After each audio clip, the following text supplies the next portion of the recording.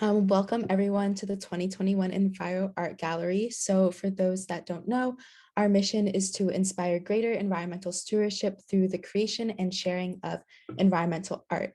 So if you haven't checked out our website, you definitely should. We have over 600 pieces of amazing environmental art, including Matthew's up there. So definitely check it out. And we have actually, I think 3 more days of speaker sessions. So yeah, if you're interested, check out those as well. Um, so I'm going to introduce Matthew now. So Matthew Cicanese is a DC-based photographer specializing in editorial photojournalism and documentary storytelling with a focus in macro photography subjects, human ecosystem connections, and conservation. And he's also an associate fellow at the International League of Conservation Photographers. So the current environmental issues that he's focusing on is the loss of biodiversity worldwide, and specifically with small floral and fauna that are often overlooked. As a National Geographic explorer and award-winning documentary photographer, Matthew travels the world to share stories of wildlife, people, and how everything is connected. His work has graced the cover of World Wildlife magazine and has been featured in numerous print and digital publications. His most recent editorial coverage was his assignment work for Smithsonian Magazine. So thank you so much for coming today, Matthew, and feel free to take it away. Jessica, thank you so much for that warm introduction, and thank you all so much for having me here this evening. It's exciting to be back here in the Duke community virtually with my alma mater and have the opportunity to connect with you all during this exciting time when you're trying to, from what I hear, wrap up finals and get through a really pivotal time in your academic year. So thank you all for coming and being here to hear my story, and I hope that you find value in some of the lessons I've learned in my stumbles and in my process of what I like to call failing forward. So without further ado, I'd love to switch over to the presentation, make sure I've got my sound on, and we are gonna go for an adventure. Can everybody see my screen right now? And actually, Jessica, Yes, I'm going to looks ask good. you to be my ear. So if you notice that it's lagging behind or anything, feel free to voice that out and I'll make sure I adjust my cadence. So, all right, everyone, here we go.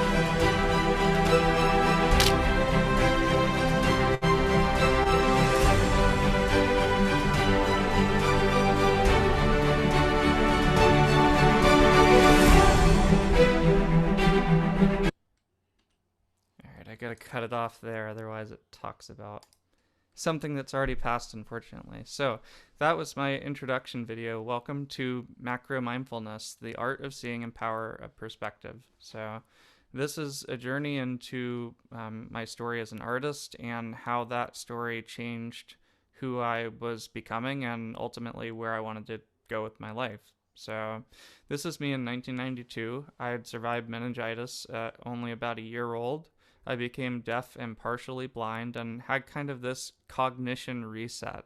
It's like I went from square 9 months to square zero again. It was this half life of everything I had learned up to that point. And, flash forward 3 years later, I'm 5 years old, alive and kicking. I'm this avid adventurer, but couple times a week at least, I'm going to occupational therapy, learning how to do things like use scissors, and speech was difficult for certain types of language, and reading comprehension was presented with some challenges. And I always looked at these obstacles as opportunities to kind of innovate my way through them. So whether it was a chemistry set that I blew up in my bathroom, or the bug themed lunchbox that I would nerd out about taking to school with me.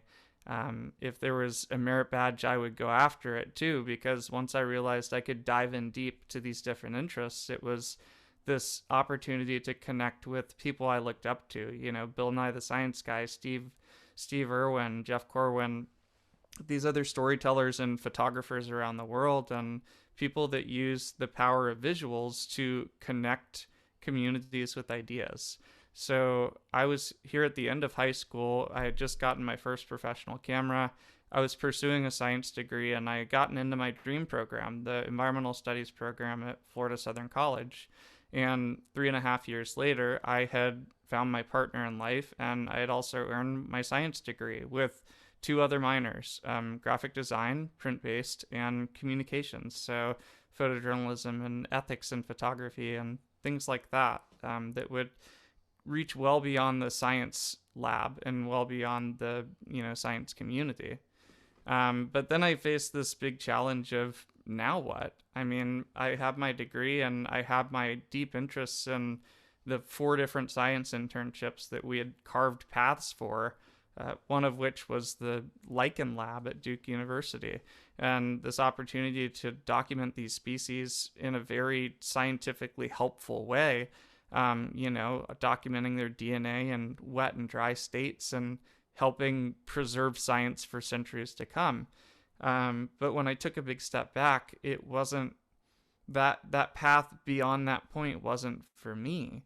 I had this desire to tell stories and to continuously jump into different vernal pools of, different vignettes of ideas, whether that's about these lichens or about this moss hanging on the wall in a public space. I mean, the Louise Jones Brown Gallery at Duke was my first opportunity to have a more conversational discussion about my work. So instead of talking about the species you saw in the frame, I was talking about this notion of home and how this idea of home can translate to more than just a human, but a species as well.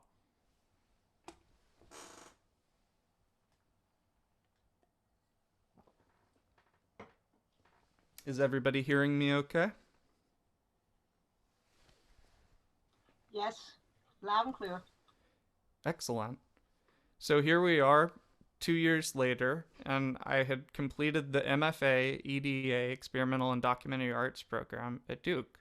And I had my master's thesis, The Evolution of Wonder, which at the time I thought was going to become this very, intricate look at ecosystems and what makes everything tick from a science standpoint. But it was more of this opportunity to look inward to the self and understand how my story and my journey through my disabilities and my innovation through adversity all helped me grow as an artist and as a storyteller. And it helped me become a more humble human and connect with communities in a different way, because community connection is what I had been missing the whole time, and why I had gone back to my storytelling roots. So with that Evolution of Wonder thesis, I exited the MFA program and entered the Emerging League program with the International League of Conservation Photographers.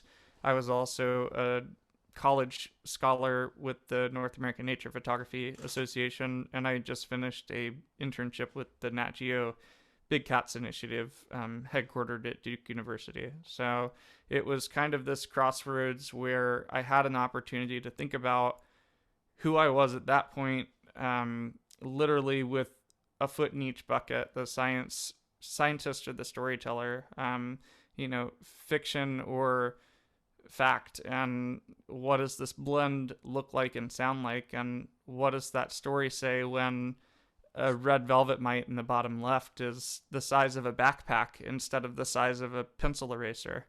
I've got the backpack in the chair there that it's a reference of. It's probably 1,000 times bigger than its actual size. And what does that mean when it's on the wall? And how does that change the nature of the conversation? So if we were to zoom in over on this picture, this ant on the wall in the gallery, and we looked at a clearer vision of it, we can start peeling back the layers of life and kind of the events that happen that lead up to the images that people see. Because there's much more than just that image. There's the whole, paper trail, the breadcrumb trail of events of these two ants working together in the dead of winter. False honeypot ants. They have these globules of fat in their abdomen. This was taken in the Duke Forest in the middle of December, right after finals. And it was just a bitterly cold afternoon, but these two girls were out and about doing their thing, clipping off the iridescent wings of this robber fly and taking it for themselves. And here's kind of an opposite situation where the robber fly is in the advantage in North Carolina, over in the Appalachians. But it just goes to show how the cycle can change depending on different factors, like whether or not the cold of winter has affected this predatory fly. So, but by 2016, I kind of had this understanding that there needed to be more humanity in the work, and there needed to be a connection between this microcosm and the macro, the big picture.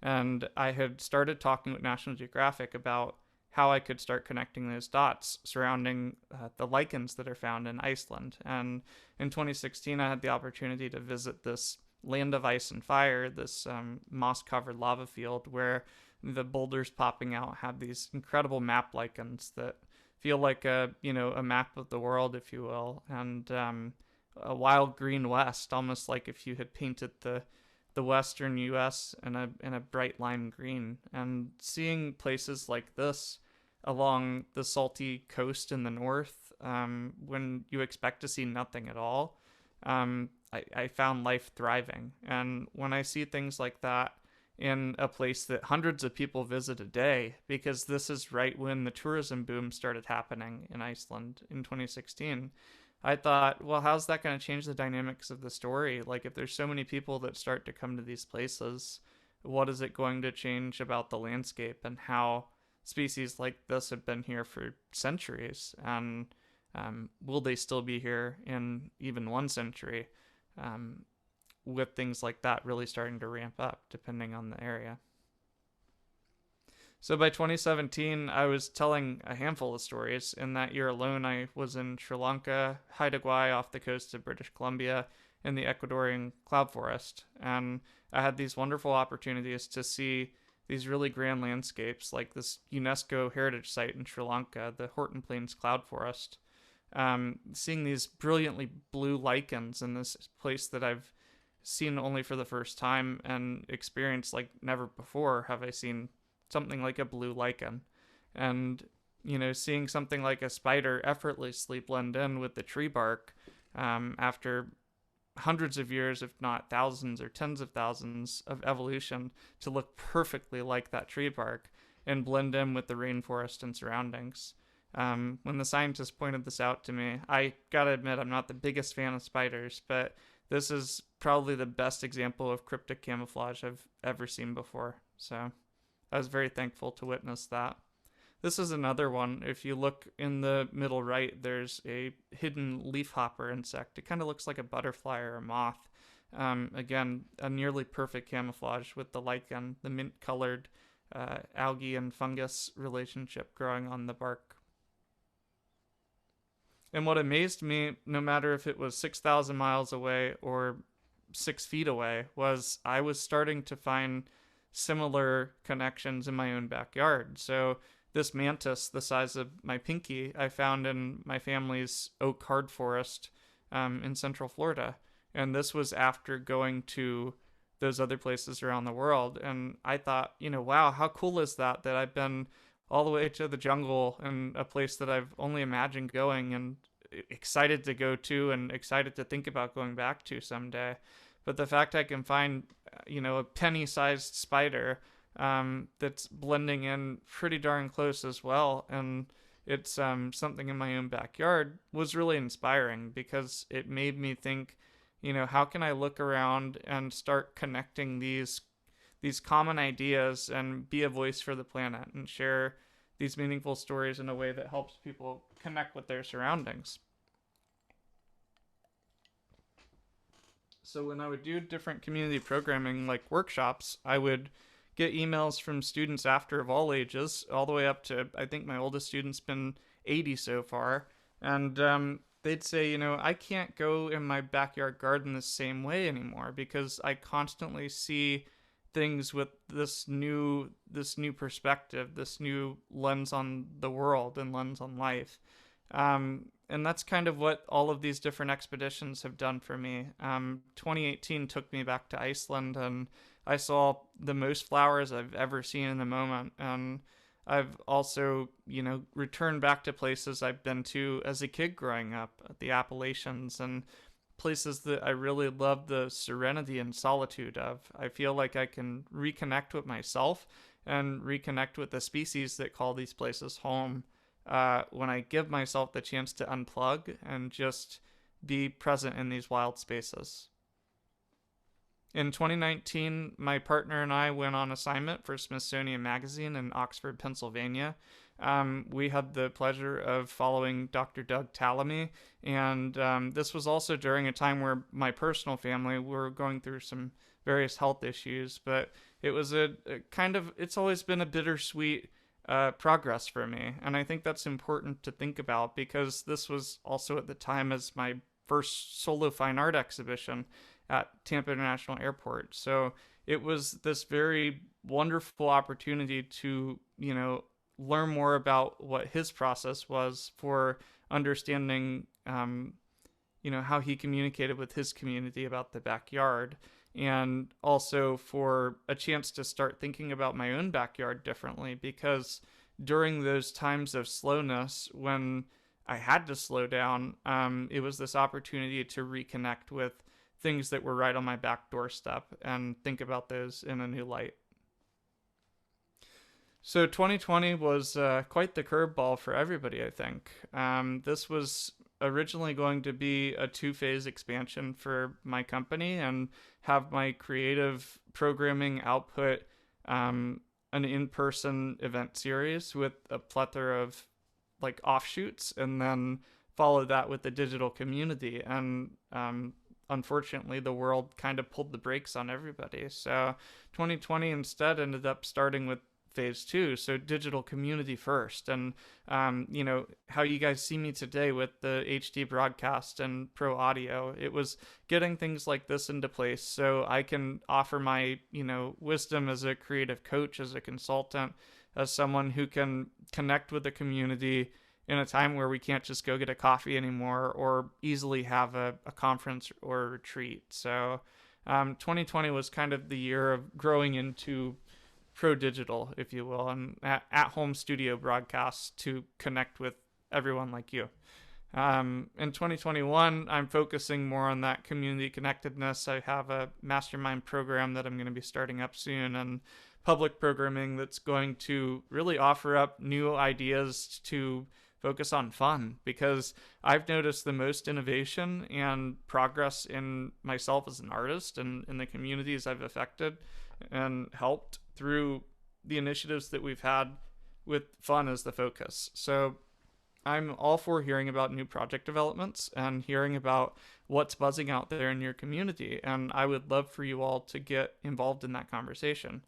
So when I think about what makes me love macro, and I think about this macro mode, if you will, this is kind of my boy of the forest fox look. And I miss the humanity of what creativity in the arts allows for. And I really enjoy unlocking that and leaning back into that lately. So when I think about macro, I think about this idea of hypnotic elegance and this idea of hidden secrets being illuminated through the lens and through patience and pensiveness, being thoughtful and waiting and watching. I think about the places that I look at right underfoot as if I were looking at them out the window of a helicopter. Is the view from overhead 1,000 feet across, or is it 1 centimeter across? Let's see if I can get the progress. There we go. It's this map of the microcosm is like what I like to call it. So this is a single leaf from the rainforest in southern Sri Lanka, and there's a springtail crossing that leaf here, and just a complete plethora of different species of molds and bacteria, fungi and algae, and probably new species as we know it, existing on this single leaf. And it is very much this feeling of, map of the universe under your nose. And the same goes for if you flip a log over. Suddenly it's this Martian-like landscape with lunar craters and a single orange mite crossing this, it's Rubicon, if you will. So looking at something like an everyday object, the tea that I steep in the morning, how does that become a new conversation when it's looked at through a microscopic lens? And the same goes for this twig. Is it, a view of the moon from 500 feet up via satellite? Or is it a twig in my backyard? And what does that conversation say when we suspend disbelief and let creativity kind of take the compass for a bit and have fun wondering about how large this cave cavern is? And, think about how many hundreds of feet down we are right now looking at this ceiling when maybe in fact we're just, right next to someone's boot. And looking at this forest overhead via helicopter, maybe we're in the Amazon looking over new growth in an area, or maybe we're a new growth on the side of a stone wall. Maybe we're a cyanobacteria just getting started. A forest still in our own regard, but a different kind of forest. So it's suspending disbelief to have different conversations about, how big this lake is when viewed from above, wondering what could carve circles that large, or maybe just wondering if it's a lake at all, or the windshield to my car during the winter. And then suspending this idea of scale too. So then suddenly we're left with, this idea of something that almost feels whimsical and mythical, and we have to document that. So I'm always asked, what tools do I use to explore these worlds? It's like going scuba diving. You have to have the right kind of goggles to see and snorkel to breathe. So for me, it involves, gear that shows you the world as we're used to seeing it. So this is shot with a 100mm macro lens. And it's kind of how if you look down at your feet, you'd see these fungi, and they'd probably look at a view like this, that's how the view would look to you. But my goal is to kind of peel back those layers of perspective and really show you what is it like from maybe an ant's perspective, and what is it like at night if we do a long exposure, and you can see the luminance of the mushroom cap down here, and every little striation becomes almost like a Tiffany lamp at night, and every texture on the surface becomes almost three-dimensional. What happens when we see something like, mushrooms taking over, like, War of the Worlds style next to the pool? And how can we translate that feeling into one where you feel like you're literally under that mushroom? And how does it feel when we get that feeling? Do we start seeing the world differently? And do we start wondering, what is it like to live in this world? And how close can we get to see what lives there? And can we show what lives in this world? And can we think about maybe what these things think about? So there are these lines of science and art that I've always wanted to blur. It's almost like a charcoal or a pastel painting, how you've got to smudge the lines with your fingers. So for me, that's the representation of, art and science and storytelling and community. This is one of my favorite images. It's called Twig Ant with Treasure.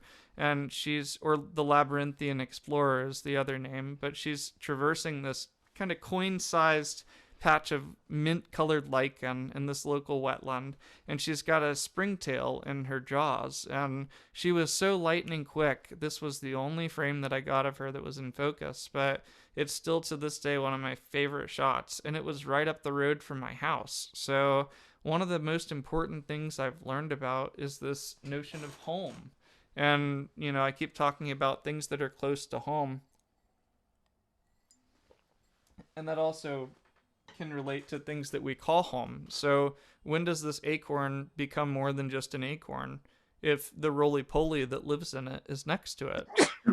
The same goes for this roly poly exploring a patch of moss. What does that patch of moss become when we learn that's where it's its feeding grounds, it's its hunting grounds, it's its nursery.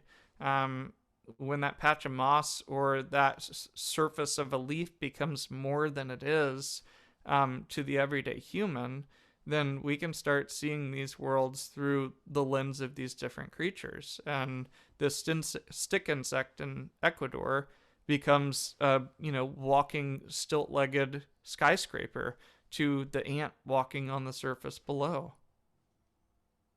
Or this pond puddle that may be only the size of my hand looks to be flying over a lake with giant lily pads, and thinking about how that would translate if we were the size of a bug, because that would be the sense of scale. That would be what it felt like.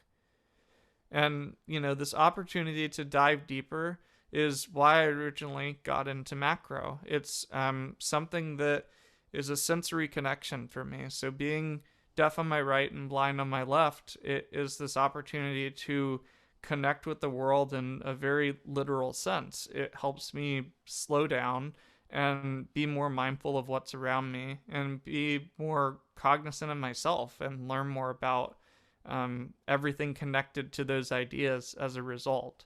And then hopefully, if I'm doing it right, teach people how to find that as well, because each of us experience that different ways. So this opportunity to dive deeper is what's always drawn me into these different ideas and inspired me to look closer. And looking closer is something that requires slowing down and being more pensive and giving yourself the space to just experience light and experience the surroundings that are around you at any given moment.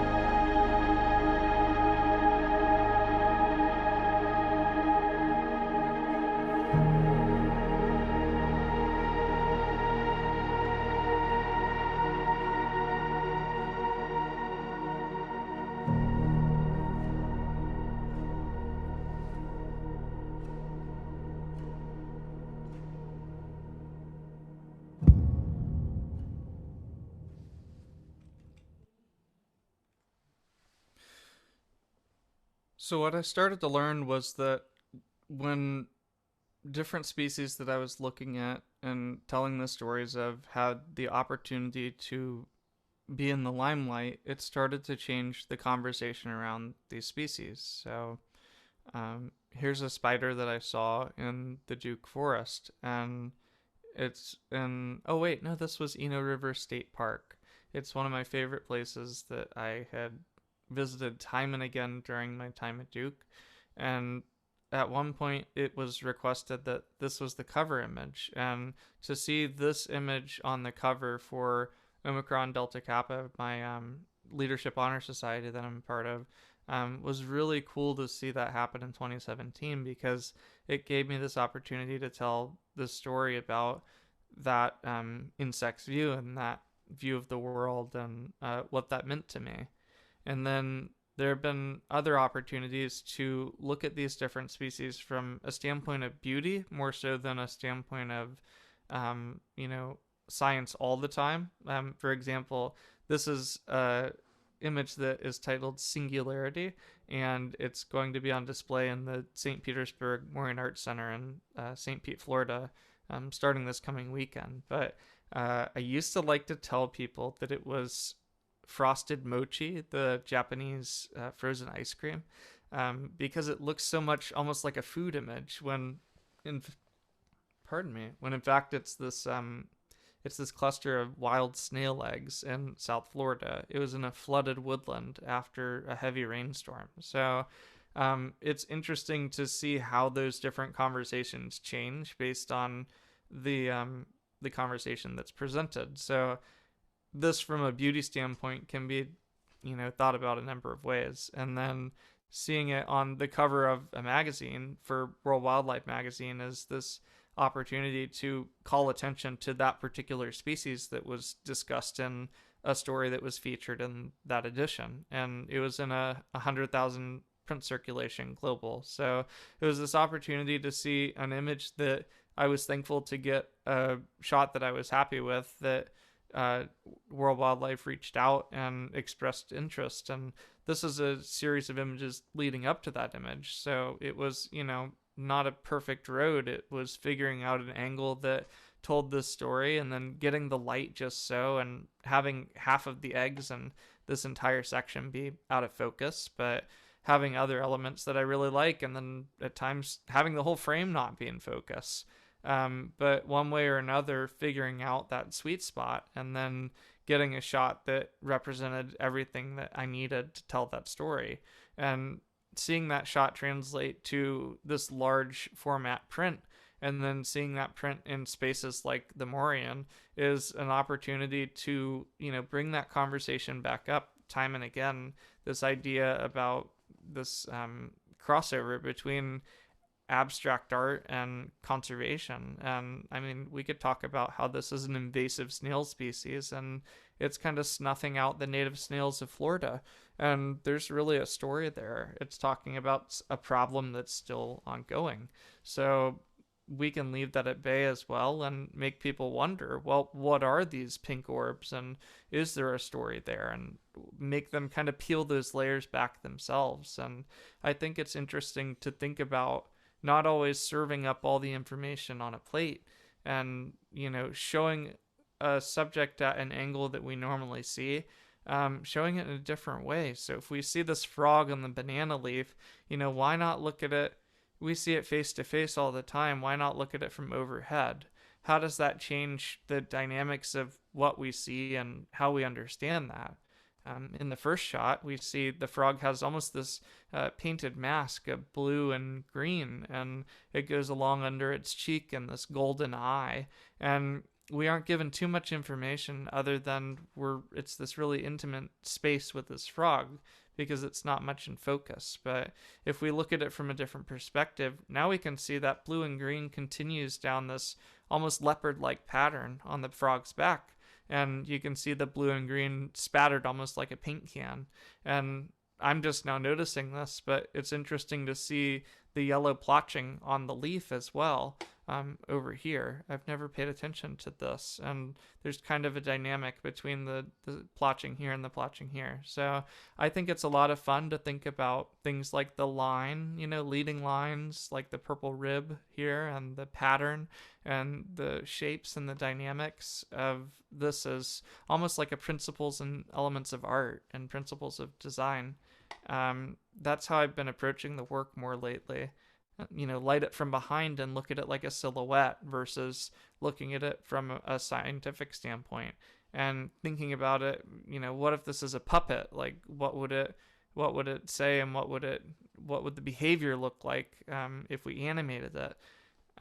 How big is this lizard? Is it a lizard or is it a dragon? How big are these? Are they big enough to eat a cow, or are they big enough to eat a fly? Questioning the size of different animals that we look at through the macro view and through this mindset, this closeness and curiosity, and kind of like taking the pensiveness that is waiting and observation and transmuting that into this new view of the world. So there's this green pit viper in Ecuador, and to me it reminds me of Smaug, the dragon from Lord of the Rings. And same goes for this snake. Reminds me a lot of the basilisk on Harry Potter. But it's seeing animals like this and having the opportunity to document them is at times very entrancing, almost like a siren, if you will, in Greek mythology. And if we get a little closer, you can see the scales are actually quite beautiful. And the thing about this snake is, let's get a little closer. You can see right here, this is the nostril, and this is the eye, and then this is the heat sensing pit viper, the pit on it that shows it exactly where my fingers are, like a neon sign on the Vegas Strip. So if we get a little bit closer, oh wait, that's the wrong direction. We need to go in. We got to get closer to the snake. All right, so we see the heat pit there, and then we get a little closer, you can see me. So now we're on the reflection of this snake's eye, and you can see the actual ring flash here on the front of my lens. And then if we were looking at me from the snake's perspective, I was much too close. I was probably looking about like this, and in reality I was probably more so like this. And meanwhile the rest of my team was looking at me with about the same face as this snake, because they were not thrilled with how close I was getting to this animal. And I was thankful to get the shot. I respected the ethics of it being comfortable, and I think I stayed within those limits and learned a safe lesson that day, that pit vipers can see your hands a mile away. So but I think the most important thing to think about with wildlife photography, especially when it comes to ethics, is having the subject after the fact, like this blonde-headed blunt snake in Ecuador in the cloud forest. The most important thing is that your subject's always comfortable. So even with blonde-headed blunt snakes, you want to show them the back of the camera, show them the raw, and make sure you get their consent.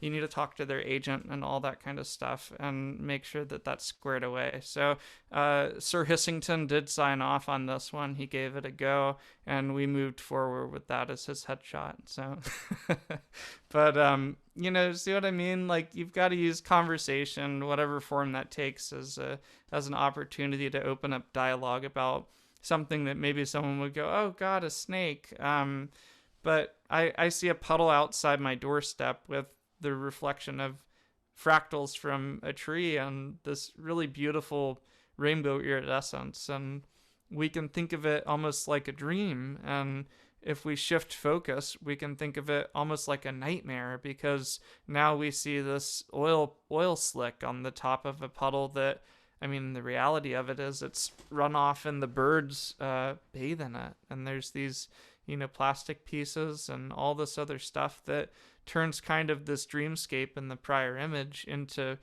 a sort of a horror story. So I think it's all about perspective and what layers we choose to peel back and how we choose to understand and have conversations about that. So I look at the underside of this mushroom and I see a beautiful array of yellow gills. And, part of me, the scientist in me, goes, ooh, let's peel the layers back. There's all these different slug species and an ant. No, wait, 2 ant species. And how many slugs is that? I wonder what species those slugs are and what they eat. And maybe this is a new behavior. And my ADHD just kind of flies off the wire. And I go, Matthew, Matthew, Matthew. And I pull it back. And I just kind of go back to being in this space of just seeing a bright yellow goldenrod, no, mustard color, like aged mustard. Maybe like that yarn you buy that you let sit out in the sun too long. Almost like a butternut squash. And, leaning into the feeling of the image versus this really technical clockwork origin almost, pulling out every cog, trying to understand the watch that I can't put back together and still have work.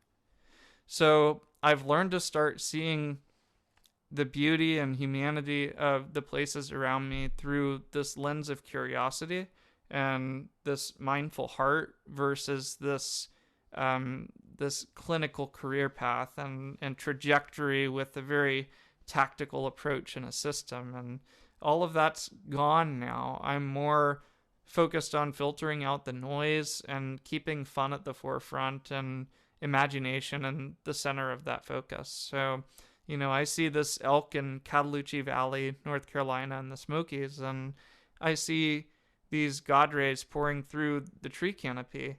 And then I'm reminded of years prior when I was in Eno River State Park by Duke and studying for my master's and being reminded that I can see that same light in miniature, the same as I see it in that landscape.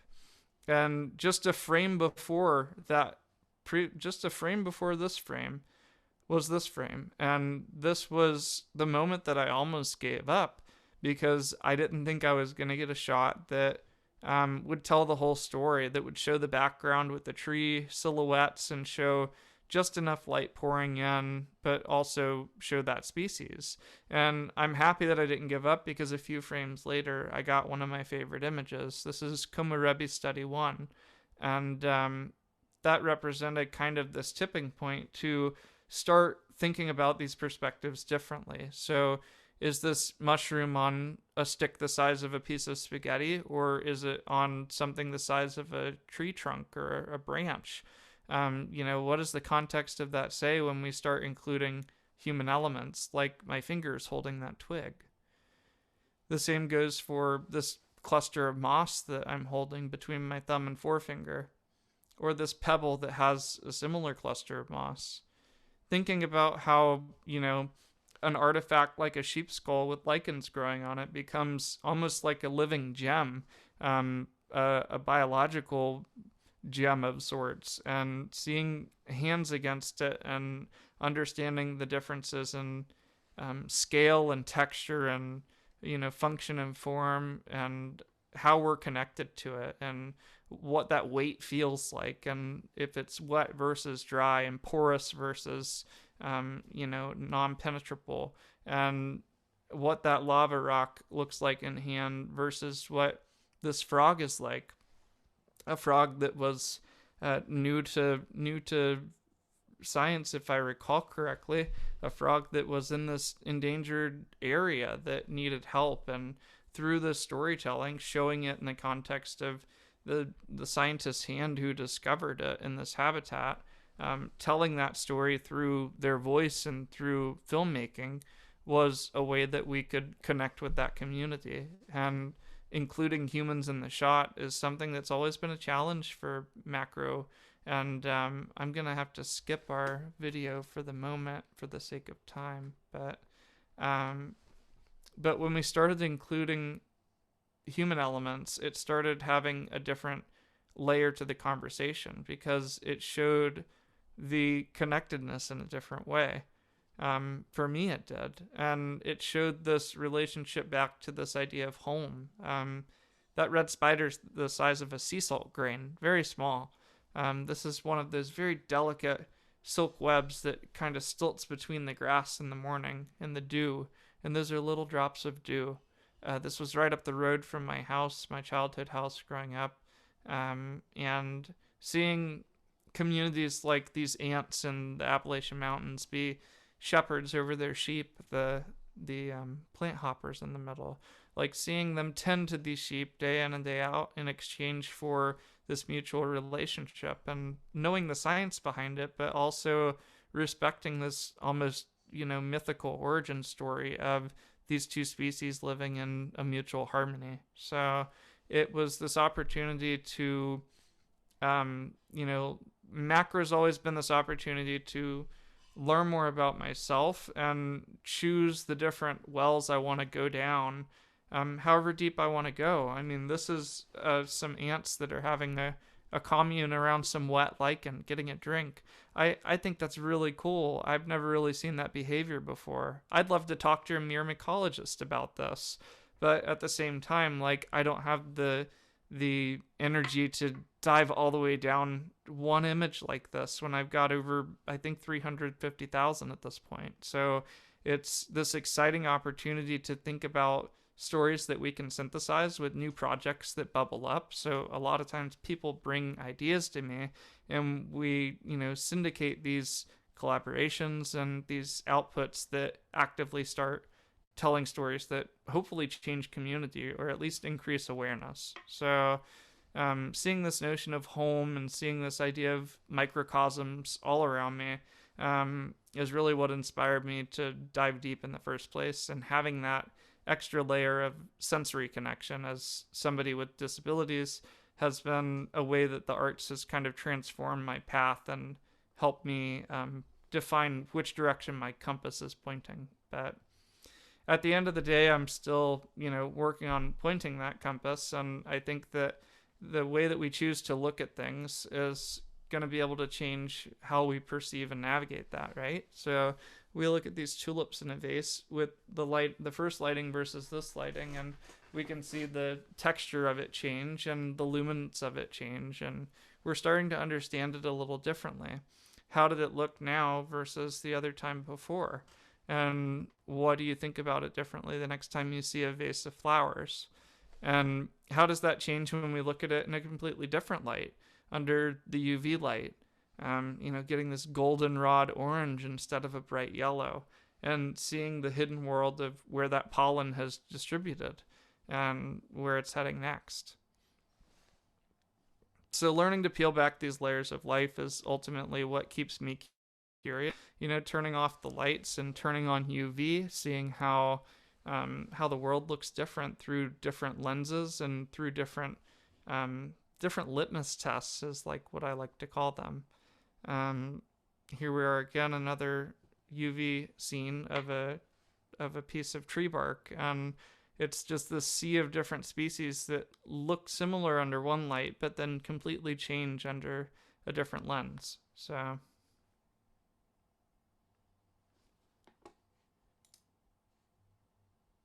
all right, so I'm going to close with this film, and then we'll have Q&A. You know that place between sleep and awake? The place where you still remember dreaming.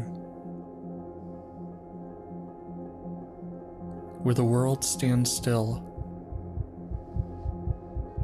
Where the pressure of everything in life somehow loses its grip on you, if only for a moment.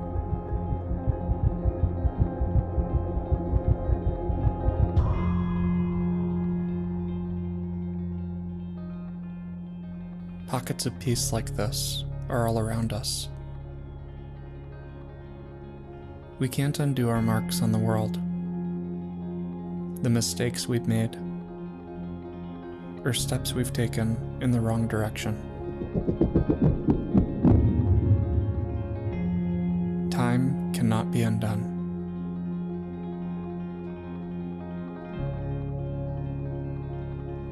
And all things will eventually meet their end.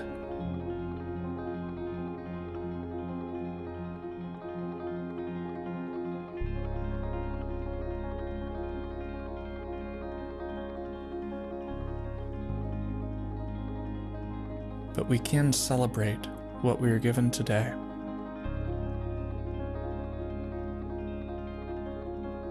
because today is a gift unlike any other.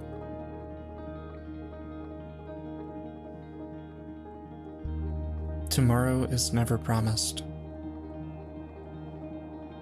but the past is guaranteed. So we have to make the most of every second. We have to believe in ourselves long enough to lift ourselves up, help each other, and make the world a better place for everything.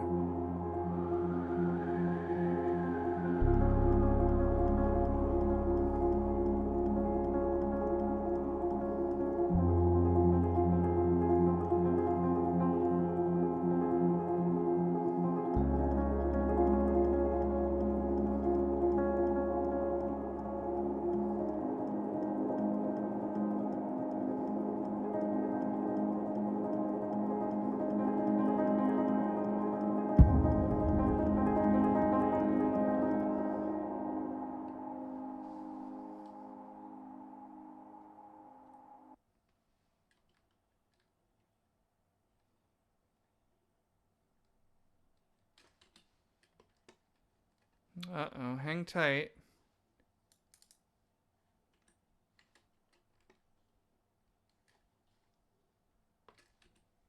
There we go. All right, so since this opportunity to slow down and start identifying these pockets of peace has become a more prominent part of my life, I've started to think about ways that I can reconnect with the communities around me and, offer opportunities to start conversations and nurture those community needs, essentially. So it's exciting to have a chance to talk with the Duke community and, really crack open the idea of mixing these different notions of storytelling and science and creativity and entrepreneurship and using adversity and innovation to get through those obstacles and turn those into opportunities. So that being said, thank you everyone so much for attending. I'm going to move into Q&A now, but if you visit earthupclose.com, you can learn more. If you have a mobile phone, you can use your camera, a smartphone. You can scan that QR code. It'll take you to the menu as well. Thank you all so much for your time, and I'm looking forward to your questions. Thank you so much for the intriguing and thoughtful presentation. I'll be leading the Q&A, and so I see that there's a few questions already in the chat. Feel free to also write more questions if you have any.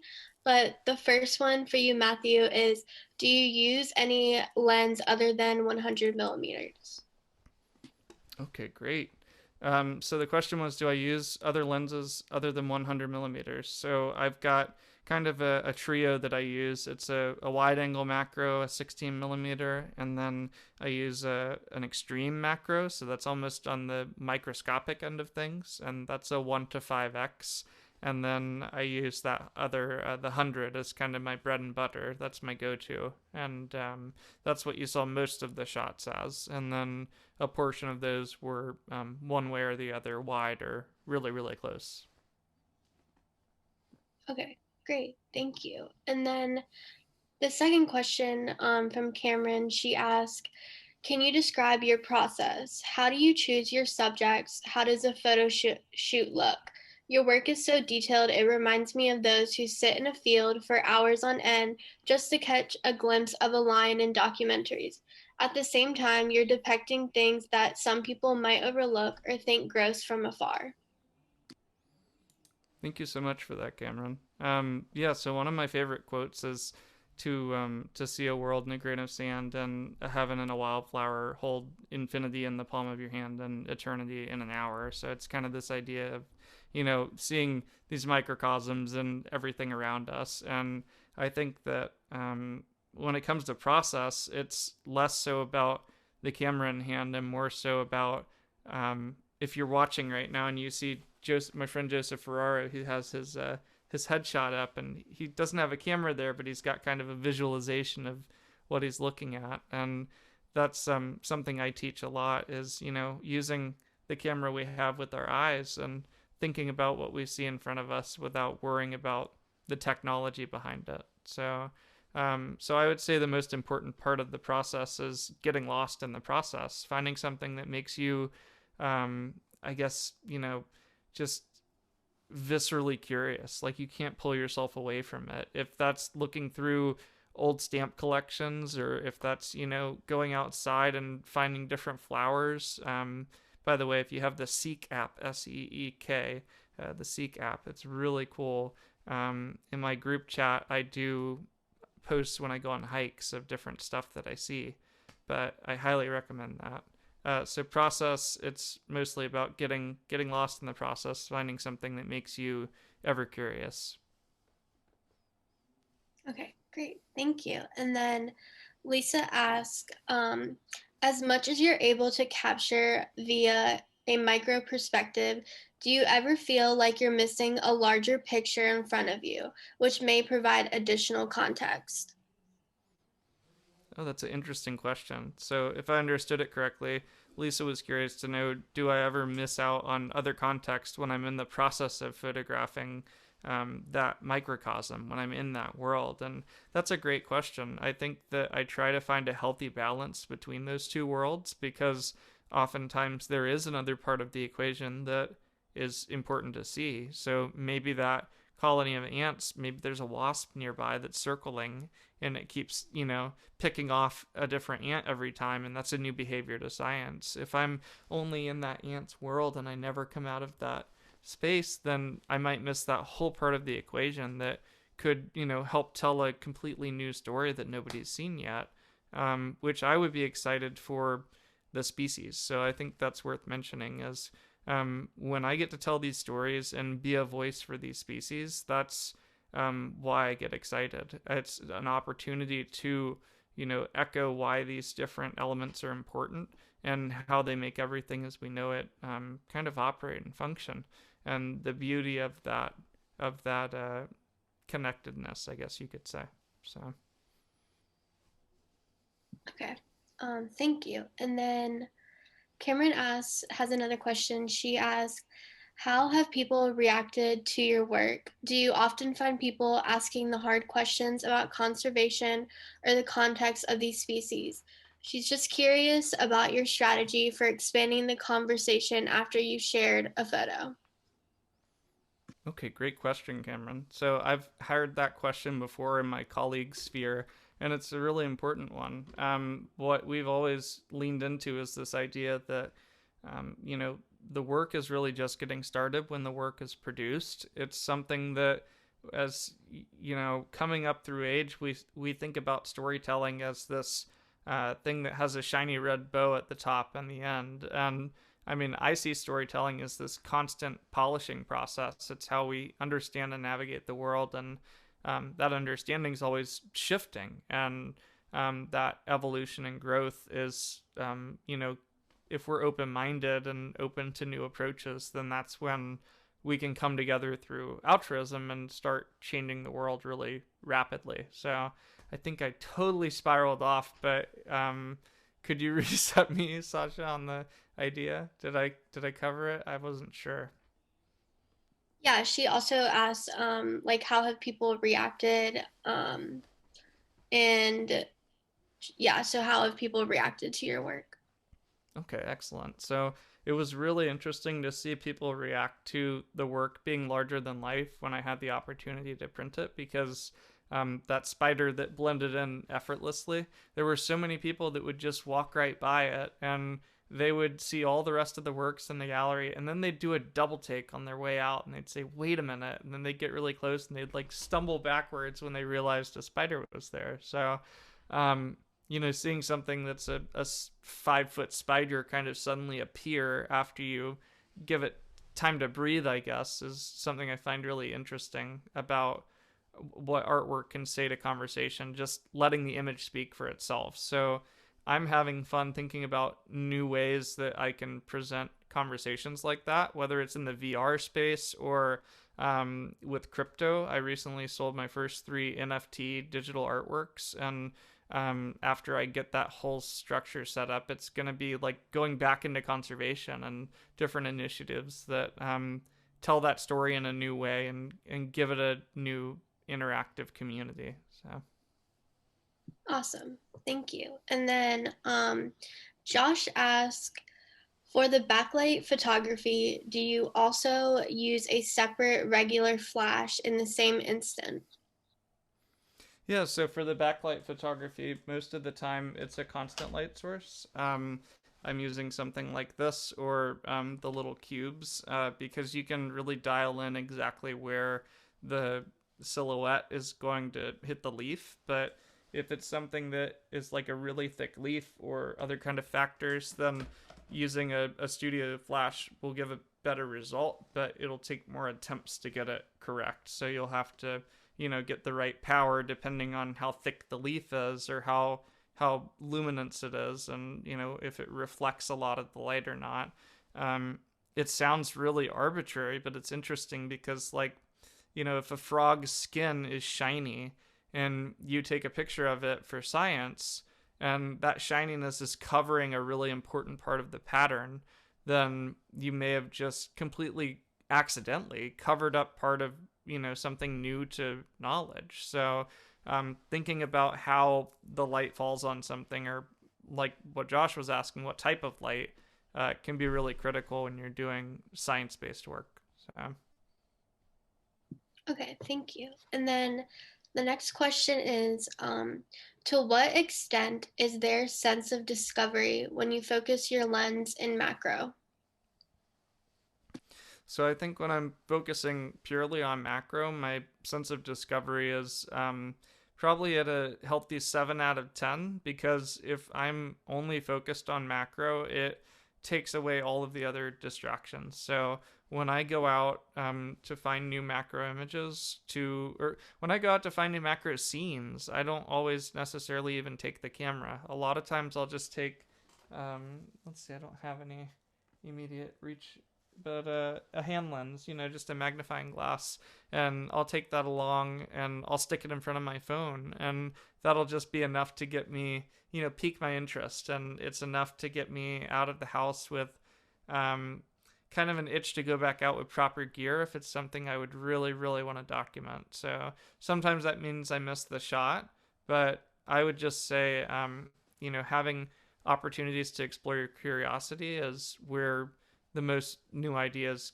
come from. So Okay, great. Thank you. And then Lisa says, you lucked out while getting that snake photo. Have you ever been injured by the subjects you shoot?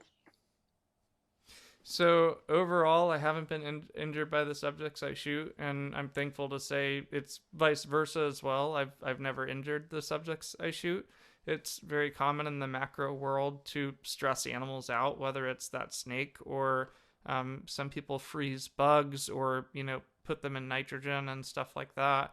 I'm not for any of that. I'm all for ethical photography, and thankfully, there's always been a mutual respect that I've yet to get myself into trouble with. But time will tell. I've just got to keep being careful. So. Great, thank you. And then another question, do you do much editing, punching up colors or details of your images? Okay, great question. So it depends on the outcome, but overall, I try to give the perspective of what appeared in front of the lens from a human standpoint. So using the cameras that professionals use produces a really muddy frame, kind of a low contrast digital negative. So we have to find a sweet spot of how much editing is an appropriate amount. So most of the time, I like to keep it in the realistic realm. I do tend to punch the contrast, sharpness, and color just a bit, because when people are looking at these from, honestly, most of the time from 3 feet away on, a 2-inch by 4-inch area, they need some of that extra textural detail. So whereas if that were going to go in a fine art coffee table book, I would process that same image differently. So it really depends, but I think I tried to always walk the line of, documentary realness. I don't really replace backgrounds or, clone out anything that's there. So. Okay, great. Thank you for that answer. And then when you're out and about, are you now in the habit of seeing everything as a potential macro subject? So I think that's an interesting question. I don't see it as a potential macro subject, but I feel like I see the world in a series of comic book scenes. So I still can be present and like unplug, if you will. I'm not constantly thinking about taking a picture, but even just right now, I'm thinking of the composition of, this scene. Like if I were to take a picture of it and think about all the different elements of the light here and the screen here and the camera there, it helps me kind of break down a space differently, and I think that's something anybody can learn. So what I've started to lean into, this idea of mundane magic, finding magic in the everyday mundane. So looking at the same room in your house every day and seeing something new every time you visit, or different ideas like that to explore. Okay, great. And then I was just wondering, would you like to share any of the current projects you're working on right now? Oh, I'd love to share details soon. So I've got a podcast that I'm hopefully going to be launching by summer, and I've also got some ideas in the works for the realm of kids books. So I'm excited to kind of crack open this idea of storytelling from the lens of a very childlike perspective. I don't know if there's any Studio Ghibli fans out there, but that's kind of the inspiration that I draw from for a lot of the Secret Life of Arrietty is my favorite one. So they do a lot of macro work in that film, and it's something that I'm excited to lean into with my artist friends that are collaborating on it. So Awesome. Well, that's all the questions. Is there anything else you'd like to leave the audience with before we close out this session? I'd just say I'd encourage you guys to go check out the website earthupclose.com. I can share this slide again, and if you want to scan that with your smartphone, it'll take you to the same spot. But I'm having some really fun conversations, and I'm thinking about how I can serve the community next and what kind of fun we can have together. So I would encourage everybody to visit the website or scan the QR code with your smartphone, and I'd love to connect. So please be in touch with your thoughts, and let's see what we can do. Okay, awesome. Thank you. And so with that, this is the end of our time, but thank you to everyone who came and asked questions. And thank you so much, Matthew, for giving us some of your time and sharing more about your work. This has been super interesting and incredible, so thank you so much. And to everyone here, please continue attending this amazing speaker events, and you can learn more at enviroartgallery2021.com. This talk will also be available on our website shortly after this call. Thanks so much, Sasha. Thanks, Cameron. Thank you, Duke. And thank you to the entire community that came to hear my story. I'll look forward to connecting with you all soon. Thank you. Thank you, Matthew. Thank you.